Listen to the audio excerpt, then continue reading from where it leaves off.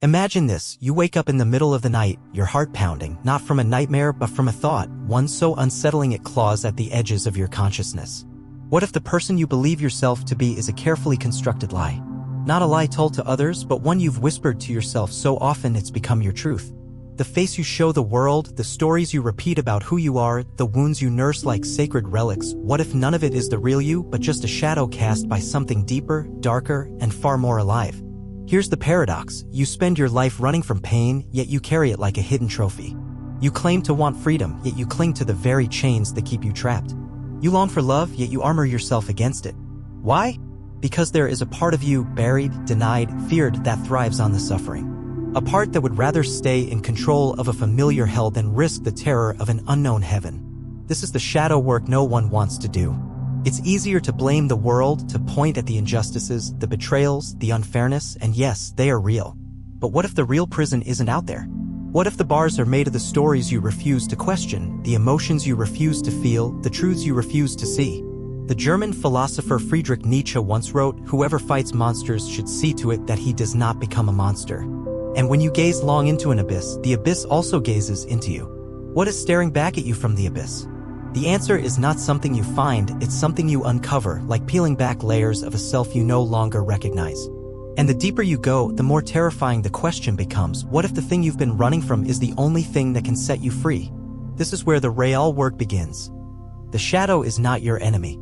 It is the exiled part of you, the instincts, desires, and fears you were taught to disown. Carl Jung called it the thing a person has no wish to be. But here's the cruel twist, the more you deny it, the more it controls you. Like a ghost in the machinery of your mind, it shapes your choices, your relationships, even your self-image, all while remaining invisible. Why does this happen? Because civilization runs on repression. From childhood, you were conditioned to cut away the unacceptable pieces of yourself, your rage, your greed, your primal hunger for life. Society rewards the mask, not the face beneath it. You learn to perform goodness, to simulate sanity, to bury the wildness that once made you feel truly alive. The French existentialist Jean-Paul Sartre saw this clearly. Hell is other people. Not because others are evil, but because their gaze forces you into a role, one that slowly replaces your authentic self. But the shadow doesn't disappear. It festers. It leaks out in passive aggression, in self-sabotage, in the inexplicable guilt that follows moments of joy. The philosopher Arthur Schopenhauer understood this well. A man can do what he wants, but not want what he wants. You are not as free as you believe. Your subconscious is a puppet master, pulling strings made of forgotten shames and unspoken desires. And so you live in quiet contradiction. You chase happiness, yet punish yourself for wanting it. You demand love, yet reject it when it's given. You crave meaning, but numb yourself to avoid the pain of seeking it. The shadow thrives in these contradictions because as long as they remain unconscious, it remains in control. The question is no longer whether the shadow exists, but how it has shaped your life without your consent. And worse, what it might cost you to finally face it. The answer lies in the wreckage of everything you refuse to see. You tell yourself you're in control, that your decisions are rational, your emotions measured, your life an intentional creation.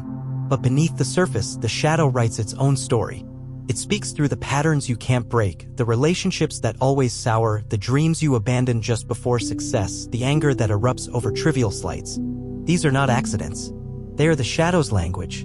Cognitive science reveals an uncomfortable truth. The human brain is wired to avoid discomfort at all costs. This is why you rationalize your failures, blame external forces, and cling to beliefs that keep you stagnant. The status quo bias ensures you prefer familiar misery over uncertain transformation. But the shadow doesn't just resist change, it sabotages it. Like a self-aware immune system, it attacks anything that threatens its existence, even if that threat is your own liberation. Culturally, the consequences are even darker. Look at the collective obsessions: consumerism, outrage, addiction to distraction. These are not mere trends, they are societal shadows projected outward to avoid inner confrontation. Aldous Huxley warned of this in Brave New World. Most men and women will grow up to love their servitude and will never dream of revolution. The greatest trick the shadow ever pulled was convincing humanity that bondage is comfort. But the most insidious consequence? The erosion of your will. Every time you silence an instinct, suppress a truth, or swallow a protest, you hand another piece of yourself to the shadow. Over time, this surrender becomes identity. Viktor Frankl, who survived the Holocaust by finding meaning in suffering, wrote, "Between stimulus and response, there is a space. In that space is our power to choose our response." In our response lies our growth and our freedom. Yet most never find that space. They react, obey, and repeat, unaware that their life has become a haunted echo of what it could have been. The shadow's final victory is making you believe you have no choice. But the truth is far more dangerous. You always have a choice. You've just been too afraid to make it. Now, the real question remains, what will you do when you finally see the chains? The first law of the shadow is simple: what you resist persists. But the secret it doesn't want you to know? What you face, you dissolve. Rebellion doesn't mean war with yourself, it means radical honesty. It means turning toward the darkness with curiosity instead of contempt, because the shadow only has power when it remains unseen. Start with this unsettling truth: you are not your thoughts. The self-loathing, the shame, the compulsive narratives, these are not you. They are echoes of old conditioning, playing on loop like a broken record. The moment you observe them without identifying with them, their grip weakens. This is the essence of Jung's shadow work. Until you make the unconscious conscious, it will direct your life and you will call it fate. The process is counterintuitive. Instead of striving for positivity, you must first descend into the anger you've suppressed, the grief you've buried, the desires you've labeled unacceptable. Nietzsche called this amor fati, the love of one's fate. Not resignation, but a fierce embrace of all that you are. When you stop fragmenting yourself into good and bad, the shadow loses its power to sabotage you. History's greatest liberators, from Buddha to Kierkegaard, understood this. They didn't transcend humanity, they plunged into its depths and emerged with a shocking realization: the monster and the saint are the same creature, seen from different angles. Practical rebellion looks like this. Interrogate your reactions. When someone triggers you, ask, what part of me feels threatened? Rewrite your narratives. Instead of I'm broken, try I'm a work in progress. Language shapes reality. Embrace the taboo. Write down the thoughts you'd never say aloud. Burn the paper afterward. Watch how shame dissolves when exposed to air. This is not self-improvement. It's self-reclamation. And it begins with a single, terrifying act. Stop running from yourself. The shadow fears one thing above all: your willingness to look at it. Because the moment you do, the illusion of control shatters. And what's left? Only the raw, unfiltered truth of who you've always been. Now comes the final revelation, the one that changes everything. Here is the secret at the bottom of the abyss. The shadow is not your enemy. It is your unlived life. Every repressed impulse, every denied desire, every stifled scream. They were never flaws to eradicate, but disowned fragments of your wholeness. The rage you feared was power waiting for direction. The grief you numbed was love in its rawest form. Even the darkest corners of your psyche were only ever asking for one thing: to be seen. This is the paradox of liberation.